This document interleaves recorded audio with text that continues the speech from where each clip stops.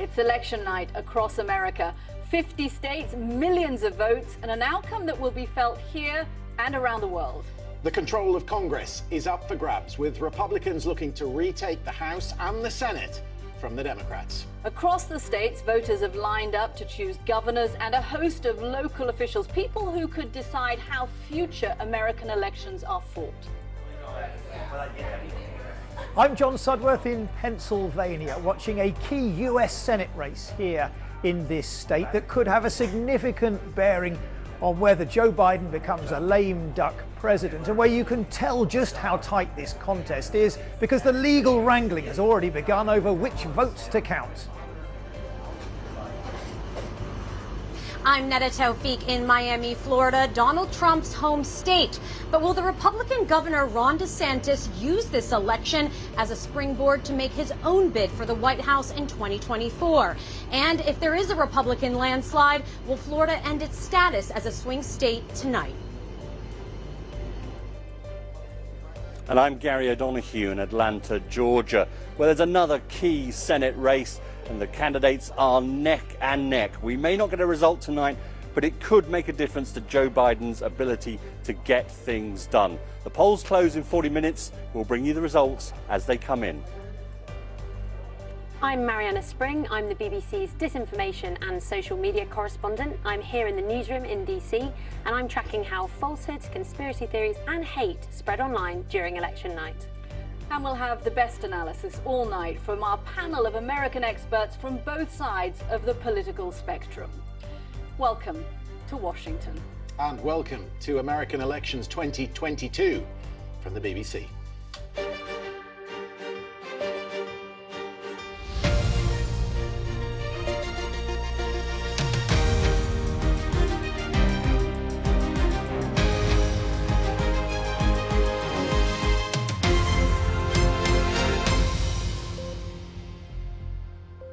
Hello, I'm Catty Kay. And I'm Christian Fraser, and for the next 8 hours we will be bringing you the results and the analysis of the US midterm elections. This is a uniquely American phenomenon. Hundreds of individual races, each one a piece of a nationwide puzzle. And by the end, we hope to have a clear picture of the American political landscape for the coming few years. We hope. I'm just so impressed that Catty Kay has a pass to all those places on the Hill.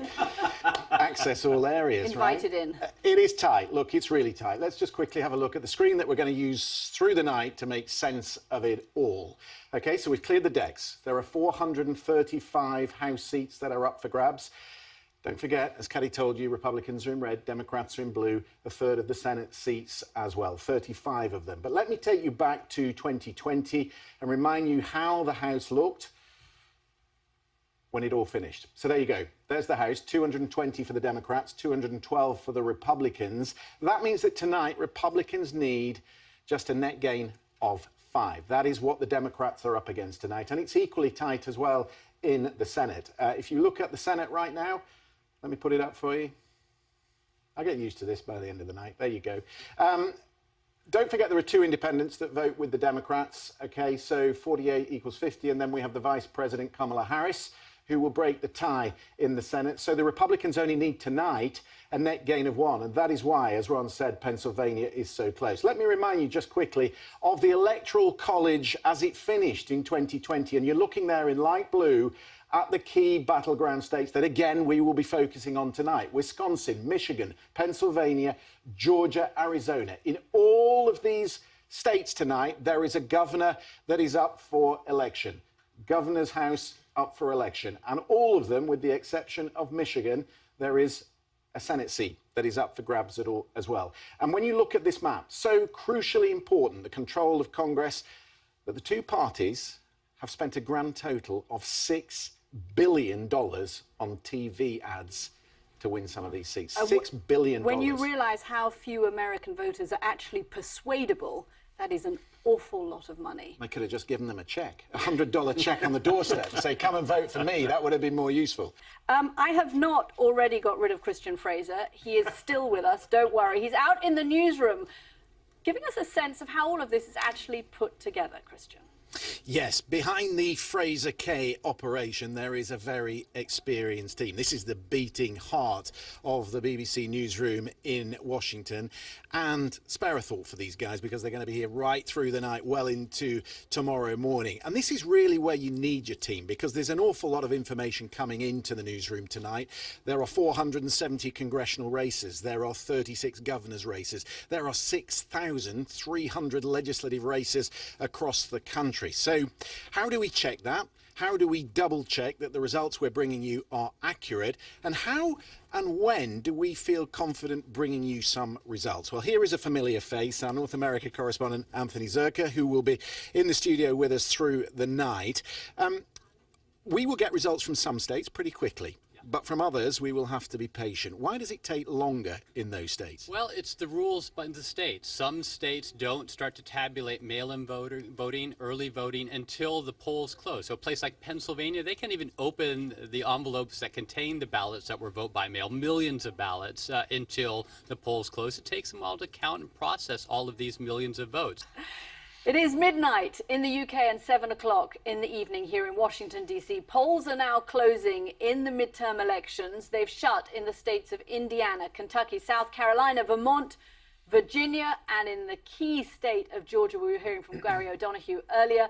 Votes are now being counted, and we'll be live in Atlanta as we wait for clues on which way the state's important races are going to go. Yeah, and we're going to look very closely at Virginia, because what we're looking for tonight, Caddy, is some evidence of this red wave that Republicans are hoping for. And there are three key House states, which I'll show you shortly on the screen, which might just give us an indication of where this is going tonight. Yeah, and I think that's the important thing for us to try and give you as you're watching this and trying to figure out, is it the Republicans who are going to have a good night, and is it the Democrats? We promise you, we will not bury you under a whole slew of results, but we will bring out the key ones and try to make sense of those for you.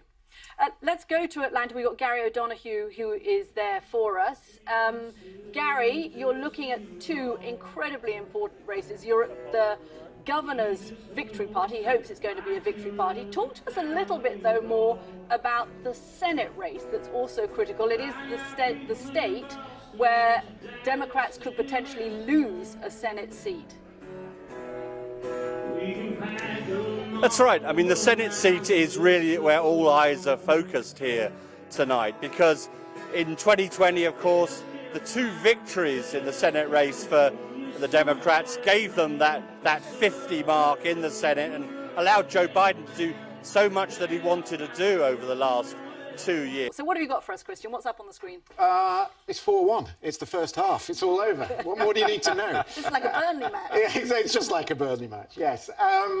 Look, I mean, we've wiped the board. There are 435 seats that are in play now, and the early ones have come in. As Gary's just told you, they'll count some of them quite early in Georgia and also in Kentucky. And those are, in these areas, some of them, they're deeply Republican, and so they know the overwhelming scale of things in some of these districts. They've called them early. But really what we're going to be watching in the next hour or so as they start to count this vote is Virginia, the Old Dominion, where Caddy and I were over the weekend, right? We were in the district, the 7th district in Virginia, which I'll show you in a second.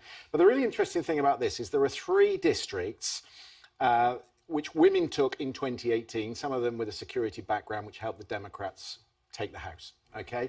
And they're all in the toss-up column tonight. So if Republicans were to take, for instance, Virginia's second, Elaine Luria, who incidentally sits on the January 6th committee, so someone with a national profile, Joe Biden won that by 2 points. So if Republicans take that tonight, that's a pretty good result. They know that they're in shape, okay? But if they take Abigail Spanberger's district, Virginia 7, which Joe Biden won by 8 points in 2020, that's shaping up to be a really good night for Republicans. If they take this one, up here in the northern suburbs, a lot of commuters coming into DC from this area, travel back and forth, very suburban. Caddy goes here for her holidays. Right, Virginia 10, Jennifer Wexton. If they take that, it's a blowout. Ron's off to the pub early, okay? because that suggests to me that the blue wave we saw through Virginia in 2020 is starting to reverse through the midterms. We have polls that are going to be closing in just a few minutes' time in a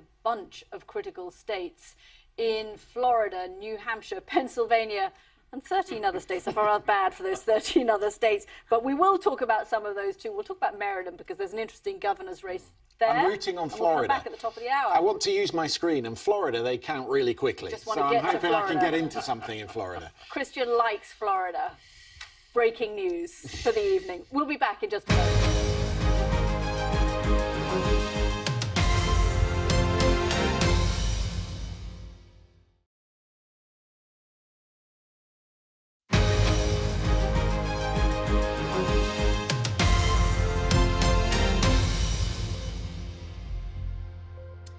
It's 8 p.m. in Washington, 1 a.m. GMT, and you're watching American Elections 2022 from the BBC. We're starting to get a steer on how this evening is going. Our partners at CBS News say the Senate race in Georgia is a toss-up. Not a huge surprise. That is what the polls have been indicating.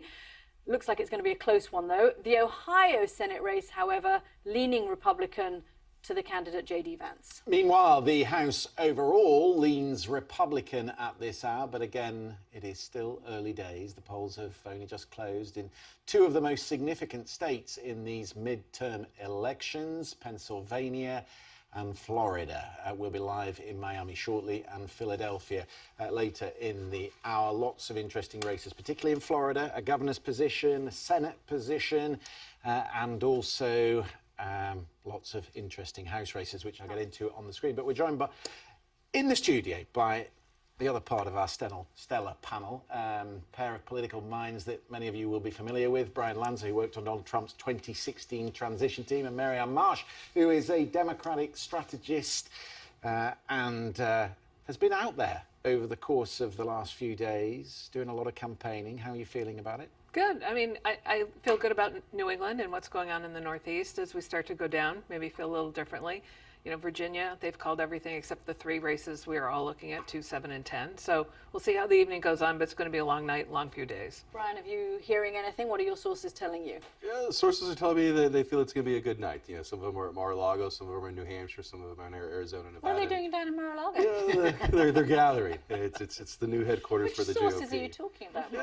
Campaign sources. Let's just go there. But we're all excited. Yeah, it's the issues seem to have lined up of what we wanted to be discussing as the party, and we think we finished strong. Races, and again, we want to make sure for our viewers that we bring you the results when we actually have the results, because on election night in 2020, things looked one way at about 8 or 9 p.m. here in Washington, D.C., and they looked very different the next morning, and they looked different again a few days later. So we don't want to mislead anybody. We will bring you the results when we have them. We've got some results that are coming in, though, or at least leads that are coming in. North Carolina, the Senate seat, is a Democratic lead, 52% Democrat, 46% Republican. We don't know, again, that's only 38% of the vote there that is coming in, so we have to watch that one to see where that goes. But the Democrats would be very happy if that held, because that would be a seat that they would take with Sherry Beasley, the former Supreme Court Justice, who, again, a bit like Tim Ryan in Ohio, is deemed to have run a very good campaign, but we don't know where those votes have come from, so we have to be patient there. Ohio Senate, 27% of the votes in, 57% Democrat lead, 43% Republican lead. I'm going to confess I am a little confused by that, because CBS, our news partners, were saying that that was leaning Republican earlier. So again, please don't read these as final results. It's quite interesting, isn't it, Pennsylvania, because I'm just looking at this, 2% of the votes in. I was actually expecting it to be the other way around, because this is what it was like in 2020. All the on-the-day ballot was counted first, and that is, of course, predominantly, or it tends to lean more towards Republicans.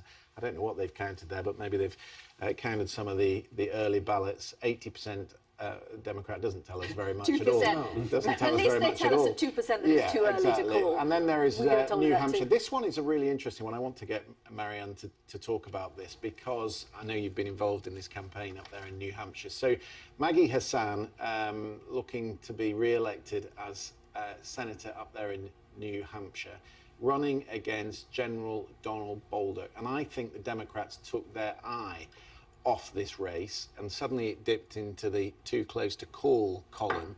The reason this is a problem for Democrats tonight, if it starts to go against them, is because they elevated Don Bolduc, and there was an element of hypocrisy about that, because you talk about election deniers, and yet with campaign money, with donations from Democrats, the Democratic Party elevated a candidate that the Republican establishment didn't want. They elevated the candidate that Maggie Hassan had the best shot of beating.